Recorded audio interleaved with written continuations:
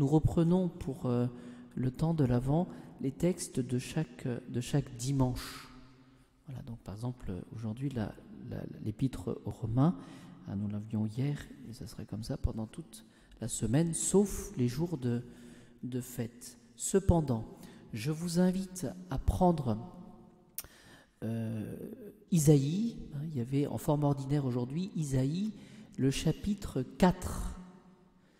Le chapitre 4, qui nous permet d'entrer dans le temps de la préparation, le temps de la miséricorde, le temps du salut.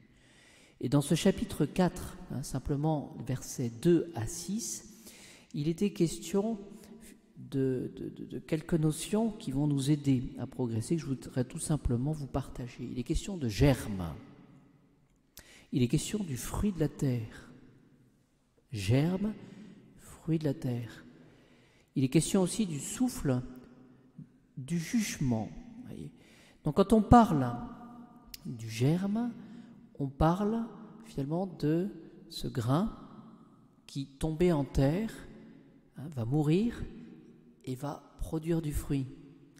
C'est donc dans l'idée de germe, il y a l'idée de naissance, de renaissance, voyez, qui nous fait penser au baptême. Le fruit de la terre, c'est la même chose aussi. Le fruit, c'est ce qu'on va pouvoir consommer, c'est ce qui va pouvoir nourrir. C'est celui qui va sortir finalement de la création d'une certaine manière.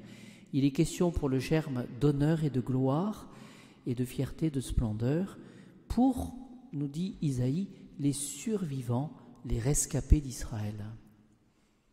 Alors quand on évoque cette notion de survivant, quand on évoque cette notion aussi de rescapé, c'est-à-dire qu'il y a une question de fidélité et de ceux qui finalement ne sont pas fidèles ou de ceux qui sont fidèles et de ceux qui auront besoin justement du germe et du fruit de la terre. Quand il est question aussi du jugement, il est question d'un souffle d'incendie et il est précisé dans le verset 5 de la nuée pendant le jour, la nuée qui va préserver de l'ardeur du soleil et d'une nuée pendant la nuit qui va donc produire des flammes éclatantes.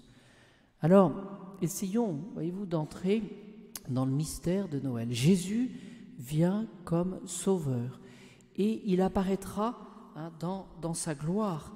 Et de cela, il est question dans l'évangile que nous avions hier de Saint Luc. Alors on verra le Fils de l'homme venant sur la nuée avec beaucoup de puissance et de gloire. C'est-à-dire que finalement, si nous comprenons bien les choses, ce Jésus qui va venir dans la miséricorde le soir de Noël, pour être le germe, la renaissance, pour être le fruit de la terre, c'est-à-dire notre nourriture, pour celui qui viendra finalement pour juger, pour nous protéger, pour nous éclairer, eh bien ce Jésus, il viendra dans sa gloire, parce que c'est lui, il est le Seigneur, et donc nous aurons des comptes à rendre d'une certaine manière, mais il viendra aussi à Noël dans sa miséricorde. Ecce tempus acceptabile. Et donc chaque jour que nous aurons d'ici Noël doit être l'occasion pour nous de grandir dans l'amour du bon Dieu. Et dans cette réception de celui qui vient à nous sauver. Et donc, pour préparer notre cœur, eh bien, il s'agit finalement de considérer que nous sommes pécheurs. Voilà, c'est toujours la même chose. Parce que si nous sommes pauvres et pécheurs, eh bien, nous aurons besoin d'un sauveur.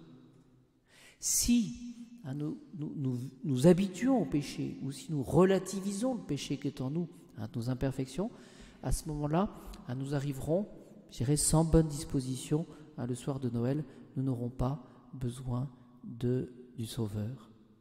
Et Isaïe, toujours dans ce chapitre 4, il précise quel est le péché de Jérusalem, qui sera l'occasion finalement de la venue du Messie. Eh bien, il est question de la souillure des filles de Jérusalem, c'est-à-dire, dans la signification, ce qui est fustigé, ce sont ces conduites légères, ce manque de principe. Et aussi, il est question de sang, c'est-à-dire d'injustice et de meurtre. Ce qui est fustigé, ce qui est caractérisé dans le péché, finalement, c'est la volupté et la cruauté. Et là, je pense que ça peut nous donner des pistes aussi pour pouvoir progresser.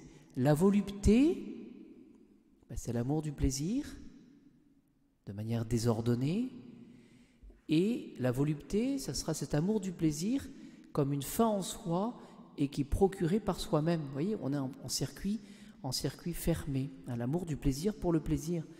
Et pour la cruauté, eh bien, ce sont toutes ces formes finalement d'injustice et de violence que nous pouvons générer tout autour de nous. Ce sont des pistes, encore une fois, pour pouvoir progresser. Demandons, et nous avions cela au bréviaire ce matin avec Saint Charles Borromée, de discerner le péché en nous, et plus particulièrement d'y discerner cette forme d'esclavage. Et l'esclavage dans le péché se manifeste tout particulièrement par cette répétition. Beaucoup de personnes, à commencer par nous-mêmes, nous disons, quand nous confessons, eh bien, nous disons toujours la même chose. Voilà. Il n'y a pas besoin d'être ingénieux quand on se confesse.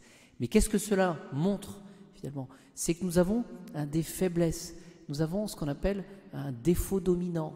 C'est ce qui montre aussi que nous avons une tendance qui sera mauvaise.